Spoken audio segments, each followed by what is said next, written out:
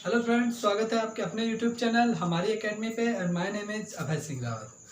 So friends, आज का हम लोगों का जो टॉपिक है वो है ज्योग्राफी सेशन का ये दूसरा वीडियो है। इससे पहले हम लोग एक वीडियो ज्योग्राफी में पढ़ चुके हैं। उसमें हम लोगों ने पढ़ा था कि भारत के स्थलों, भारत के पड़ोसी देशों से बनने वाले यानी भारत के कौन कौन से ऐसे राज्य हैं जो पड़ोसी देशों से सीमा बनाते हैं, ये हम लोगों ने पढ़ा था। आज हम लोग पढ़ेंगे भारत के तटीय क्षेत्र। जी, भारत के तटीय क्षेत्र के बारे में अगर हम पढ़ेंगे तो तटीय क्षेत्र मतलब कौन से ऐसे ऐसे राज्य हैं भारत के जो समुद्र से सीमा बनाते हैं। टोटल समुद्र से वो घिरे हुए हैं, समुद्र के किनारे हैं वो, और समुद्र से सीमा बनाते हैं। भारत के ऐसे कौन से राज्य हैं जो तटीय क्षेत्र कहलाते हैं और समुद्र से सीमा बनाते हैं। राज्य और प्लस केंद्र शासित प्रदेश, कौन से ऐसे राज्य और केंद्र शासित प्रदेश हैं, इनके बारे में हम पूरा पढ़ेंगे। डिटेल में पढ़ेंगे, स्टेप बाय स्टेप पढ़ेंगे कौन कौन से ऐसे तटीय राज्य हैं और तटीय केंद्र शासित प्रदेश हैं। तो फ्रेंड, चलिए वीडियो स्टार्ट करते हैं। जितने लोग चैनल पे नए हैं वो चैनल को लाइक कर लीजिए, सब्सक्राइब कीजिए और बेल आइकन पर प्रेस कीजिए। तो चलिए पहले हम बात करते हैं तटीय क्षेत्र। तटीय क्षेत्र होता क्या है? तो तटीय क्षेत्र वो क्षेत्र होता है जैसे जो समुद्र के किनारे हैं, समुद्र के किनारे लगे हुए जितने राज्य हैं वो तटीय क्षेत्र की श्रेणी में आते हैं। अब भारत की अगर मैं बात करूं तो भारत का नक्शा आप देख रहे होंगे, ये है। तो भारत का नक्शा जो तीन तरफ से जलाशयों से घिरा हुआ है। भारत तीन ओर से, ये तीन ओर से आपका जलाशयों से घिरा हुआ है। कौन कौन से हैं? एक आपका भारत का है, मैप में आप देखेंगे लेफ्ट साइड, ये पूरा अरब सागर से घिरा हुआ है। भारत पूरा, ये यहाँ से गुजरात से ये पूरा इतना हिस्सा, ये पूरा अरब सागर की श्रेणी में आता है। तो भारत अरब सागर से घिरा हुआ है। फिर आप दक्षिण की तरफ जाएंगे मैप में तो आप देखेंगे हिंद महासागर से भारत सीमा बनाता है और हिंद महासागर से भी घिरा हुआ है। फिर आप राइट साइड देखेंगे तो बे ऑफ बंगाल है, यानी बंगाल की खाड़ी। तो बंगाल की खाड़ी से भी भारत सीमा बनाता है, समुद्री सीमा बनाता है। तो भारत के तीनों तरफ समुद्र है। एक आपका हो गया बे ऑफ बंगाल, बंगाल की खाड़ी, एक हो गया आपका हिंद महासागर और एक हो गया आपका अरब सागर। तो तीन ओर से भारत जलाशय से घिरा हुआ है। तो इसके जब ये भारत सीमा बना रहा है इन जलाशयों से, तो जाहिर सी बात है कि कुछ ना कुछ राज्य ऐसे होंगे जो इनके किनारे स्थित हैं, समुद्र के किनारे। बस वही हमसे पूछा जाता है एग्जाम में, वही हमें पढ़ना है। तो कौन कौन से ऐसे राज्य केंद्र शासित प्रदेश हैं, चलिए देखते हैं। जैसे अगर हम बात करेंगे भारत के कितने राज्य हैं, तो कितने राज्य मतलब 9 राज्य ऐसे हैं जो समुद्र से सीमा बनाते हैं, 9 राज्य, और प्लस 3 केंद्र शासित प्रदेश। 3 केंद्र शासित प्रदेश आपके कौन कौन से हो गए? आपके 3 केंद्र शासित प्रदेश भारत के सीमा बनाते हैं तटीय क्षेत्र से, उसको भी हम लोग देखेंगे, स्टेप बाय स्टेप देखेंगे कौन कौन से ऐसे राज्य और केंद्र शासित। स्टार्ट करते हैं। यहाँ पे अगर हम देखेंगे, हाँ, गुजरात, अगर हम पहला राज्य देखेंगे गुजरात, यहाँ से आपका सीमा बनता है। ये देखिए, ये गुजरात की सीमा है और ये पूरा यहाँ तक का ये पूरा गुजरात का बॉर्डर है, ये पूरा, और ये अरब सागर के किनारे सीमा बना रहा है। इधर ये पूरा अरब सागर है और ये गुजरात है। तो गुजरात का जो बॉर्डर है ये पूरा अरब सागर से सीमा बना रहा है, लेफ्ट वाला साइड। और गुजरात के जैसे ये होता है कि जो सीमा बना रहा है तो कोई तट रहा होगा, जो किनारे का एरिया, इस किनारे के एरिया को हम क्या कहेंगे? तट कहेंगे, तटवर्ती क्षेत्र। तो इसका भी कोई ना कोई नाम जरूर होगा। तो गुजरात के तट को हम किस नाम से जानते हैं? गुजरात के तट को हम कच्छ का तट के नाम से जानते हैं। कच्छ का तट के नाम से हम गुजरात के तट को जानते हैं। गुजरात के तट को क्या कहा जाता है? कच्छ का तट। तो गुजरात अरब सागर के किनारे स्थित है, पहला पॉइंट। और गुजरात के तटवर्ती क्षेत्र को हम क्या कहते हैं? कच्छ का तट। कच्छ का तट सीमा कितना बनाता है? सीमा आपका गुजरात 1214 किलोमीटर ये सीमा बनाता है। और इसके बारे में एक फैक्ट यह है कि यह सबसे अधिक सीमा बनाने वाला राज्य है। सबसे अधिक समुद्री सीमा बनाने वाला राज्य कौन सा है? गुजरात है। सबसे ज्यादा ये कितना बनाता है? 1214 किलोमीटर ये सीमा बनाता है समुद्र से। चलिए नेक्स्ट देखते हैं। केंद्र शासित प्रदेश अपना है दमन एंड दीव। तो दमन एंड दीव ये एक केंद्र शासित प्रदेश है, इसकी राजधानी क्या है? दीव है। ये भी कच्छ के तट में ही एक छोटा सा द्वीप है, गुजरात से सटा हुआ और कच्छ के तट पे ये स्थित एक छोटा सा द्वीप है। तो ये भी आपका अरब सागर से सीमा बनाता है। ये टोटल 47 किलोमीटर ये सीमा बनाता है। 47 किलोमीटर ये अरब सागर से सीमा बनाता है, तटवर्ती क्षेत्र है ये भी केंद्र शासित प्रदेश। चलिए आगे देखते हैं। आगे हम बात करेंगे महाराष्ट्र। महाराष्ट्र आपका हो गया तीसरा सबसे बड़ा, दूसरा सबसे ज्यादा जनसंख्या वाला राज्य और तीसरा बड़ा क्षेत्रफल वाला राज्य। तो ये आपका ये आपका अरब सागर से सीमा बनाता है। कितना सीमा ये बनाता है? ये टोटल आपका 652 किलोमीटर सीमा बनाता है। 652 किलोमीटर, ये टोटल 652 किलोमीटर महाराष्ट्र अरब सागर से सीमा बनाता है। अच्छा, इसके तटवर्ती क्षेत्र को क्या कहेंगे? इसके तटवर्ती क्षेत्र को हम क्षेत्र को क्या कहेंगे? इसके तटवर्ती क्षेत्र को कालीकट तट कहेंगे, काठियावाड़ तट, सॉरी काठियावाड़ तट कहेंगे। महाराष्ट्र के तटवर्ती क्षेत्र को काठियावाड़ तट के नाम से जाना जाता है। चलिए अगला देखेंगे। अगला है अपना गोवा। गोवा एक छोटा सा राज्य है, भारत का सबसे छोटा राज्य गोवा है। तो गोवा भी आपका अरब सागर से सीमा बनाता है, और ये महाराष्ट्र से भी सीमा बनाता है, कर्नाटक से सीमा बनाता है, सिर्फ 2 राज्यों से। और इसके साथ साथ ये तटवर्ती क्षेत्रों से भी सीमा बनाता है अरब सागर से। तो ये लगभग आपका टोटल ये 101 किलोमीटर सीमा बना रहा है। 101 किलोमीटर सीमा बनाता है, ज़्यादा नहीं है लेकिन 101 किलोमीटर ये भी अरब सागर से सीमा बनाता है। और यहाँ पे कौन सी भाषा बोली जाती है? यहाँ पे कोंकणी भाषा बोली जाती है, कोंकणी। तो इसलिए ये इसके तट को क्या कहते हैं? कोंकण तट कहते हैं। री हटा देंगे, कोंकण तट। इसके तटवर्ती क्षेत्र को क्या कहेंगे? कोंकण तट। महाराष्ट्र के गोवा के तटवर्ती क्षेत्र को हम क्या कहते हैं? कोंकण तट। कोंकण तट के नाम से ये जाना जाता है, कोंकण तट। चलिए अगला देखेंगे कर्नाटक। कर्नाटक की अगर हम बात करें तो कर्नाटक कर्नाटक की राजधानी बेंगलुरु है। तो बेंगलुरु ये लगभग भारत का सिलिकॉन वैली के नाम से इसे जाना जाता है। ये भी आपका अरब सागर से सीमा बनाता है। ये भी तटवर्ती क्षेत्र है, तटवर्ती राज्य है, तटवर्ती क्षेत्र है। तो ये लगभग कितना किलोमीटर सीमा बनाता है? ये ओनली ऑन 208 किलोमीटर ये अरब सागर से सीमा बनाता है, 208 किलोमीटर। अच्छा, इसके तटवर्ती क्षेत्र को क्या कहते हैं? इसका तटवर्ती क्षेत्र का क्या नाम दिया गया है? क्या कहते हैं इसके तटवर्ती क्षेत्र को? किस नाम से जाना जाता है? तो कर्नाटक में कन्नड़ भाषा बोली जाती है, तो ये कन्नड़ तट कहलाता है, कन्नड़ तट। इसके तटवर्ती क्षेत्र को कन्नड़ तट कहते हैं। क्या कहते हैं? कन्नड़ तट। इसके तटवर्ती क्षेत्र को कन्नड़ तट। चलिए आगे देखते हैं। केरल आ गया। केरल आपका आ गया। तो केरल की राजधानी तिरुवनंतपुरम है। और केरल की अगर हम बात करेंगे, दक्षिण भारत का पूरा राज्य है। तो केरल भी आपका अरब सागर और हिंद महासागर दोनों से सीमा बनाता है।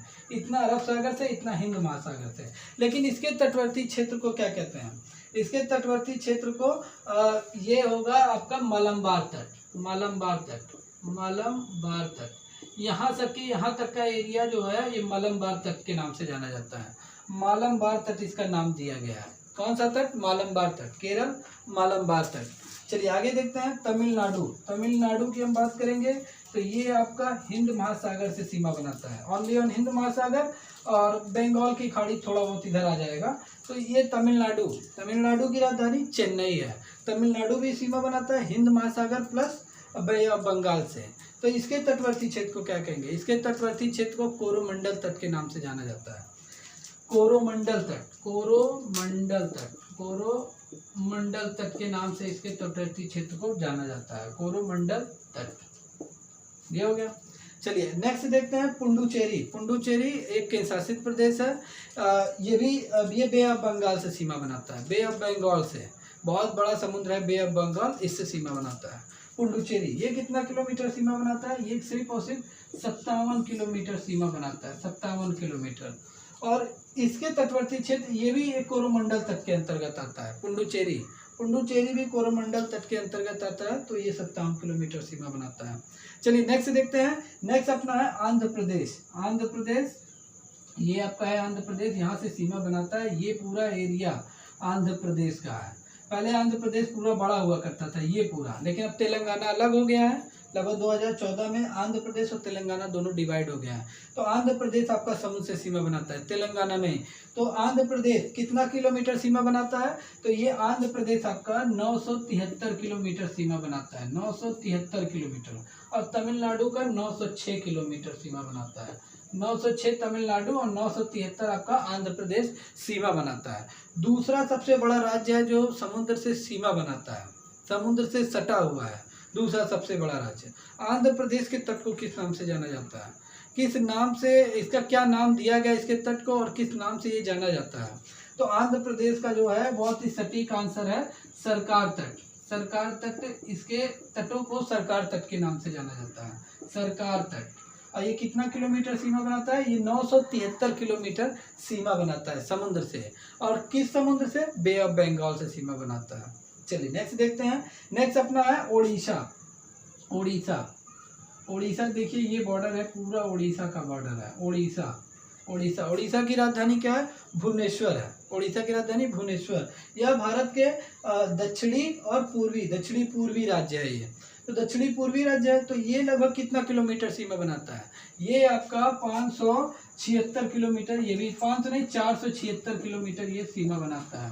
476 किलोमीटर ये बे ऑफ बंगाल से। किससे सीमा बनाता है? किस समुद्र से? बे ऑफ बंगाल से। भारत के मैप में किस साइड है? ये दक्षिण पूर्वी साइड में है। दक्षिण पूर्वी बे ऑफ बंगाल से सीमा बनाता है। इसके तटवर्ती क्षेत्र को क्या कहते हैं? इसके तटवर्ती क्षेत्र को आपको जनगण मनगढ़ आप सुने होंगे, तो उत्कल नाम आया है ना, तो ये इसके तटवर्ती क्षेत्र को उत्कल तट के नाम से जाना जाता है। उत्कल, जो कि जनगण मनगढ़ में आपका मेंशन है, जनगण मनगढ़ उत्कल बंगा, तो उत्कल तट के नाम से इसे जाना जाता है। उत्कल तट, उड़ीसा के तटवर्ती क्षेत्र को उत्कल तट के नाम से जाना जाता है।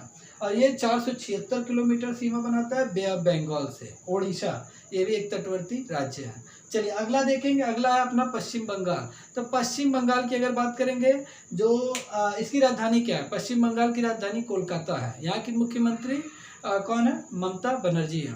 तो ये पश्चिम बंगाल कितना सीमा बनाता है? तो पश्चिम बंगाल आपका ज़्यादा नहीं बनाता है, ये लगभग 300 किलोमीटर के रेंज में ये पूरा सीमा बनाता है पश्चिम बंगाल। और ये एकमात्र एक ऐसा राज्य है जो पड़ोसी देश से भी सीमा बनाता है और समुद्री सीमा बनाता है। कौन से पड़ोसी देश? बांग्लादेश से आपका सीमा बनाता है। ये रहा आपका बांग्लादेश, ये आपका पूरा एरिया जो है ये बांग्लादेश का है। तो ये बांग्लादेश से भी सीमा बनाता है, समुद्री सीमा भी बनाता है। बहुत बार एग्जाम में पूछा गया है। तो पश्चिम बंगाल लगभग 300 किलोमीटर सीमा बनाता है समुद्र से, और एक ऐसा राज्य है जो दूसरे देश से भी सीमा बनाता है, तटवर्ती क्षेत्रों से यानी समुद्र से भी सीमा बनाता है। इसके तटवर्ती क्षेत्र को क्या कहते हैं? इसके तटवर्ती क्षेत्र को, जैसे इसका जनगण मनगढ़ में आपने देखा होगा उड़ीसा का उत्कल के बाद बंगा, तो इसके तटवर्ती क्षेत्र को बंगा नहीं वेंगा कहते हैं।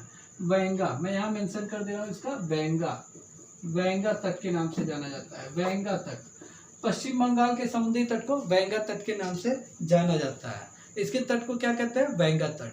तो ये रहे आपके सामने कुछ जो तटवर्ती राज्य थे और कुछ केंद्र शासित प्रदेश हम लोगों ने देखा।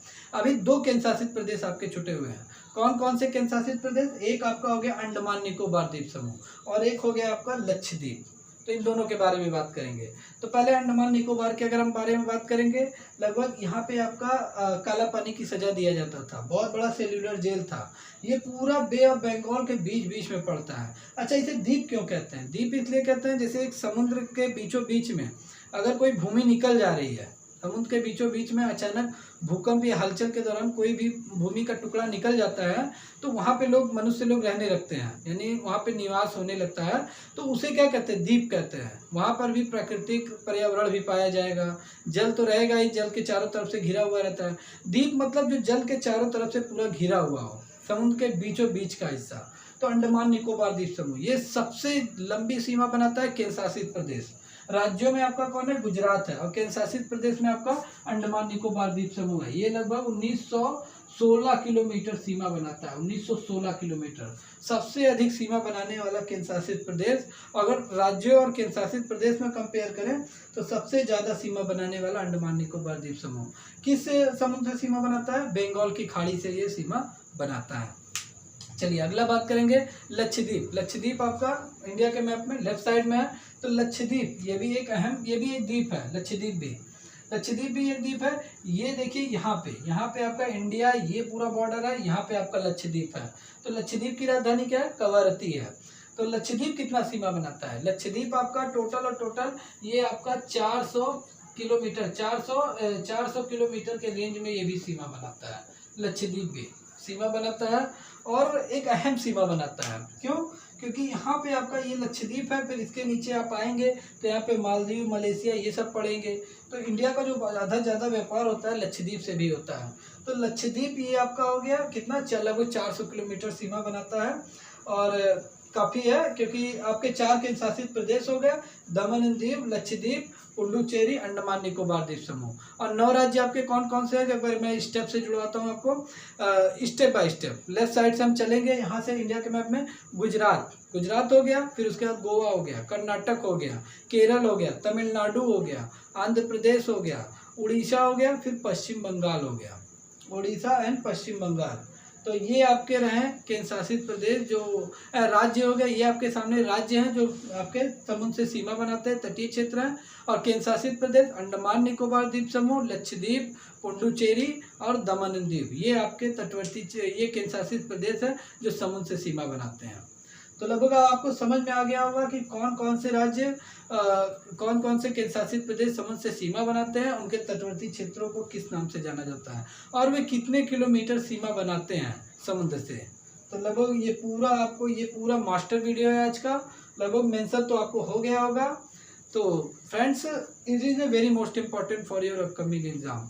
अगर ये आज का वीडियो अगर आपको पसंद आता है तो चैनल को लाइक कीजिए, सब्सक्राइब कीजिए और बेल आइकन पर प्रेस कीजिए। ठीक है, मिलते हैं नेक्स्ट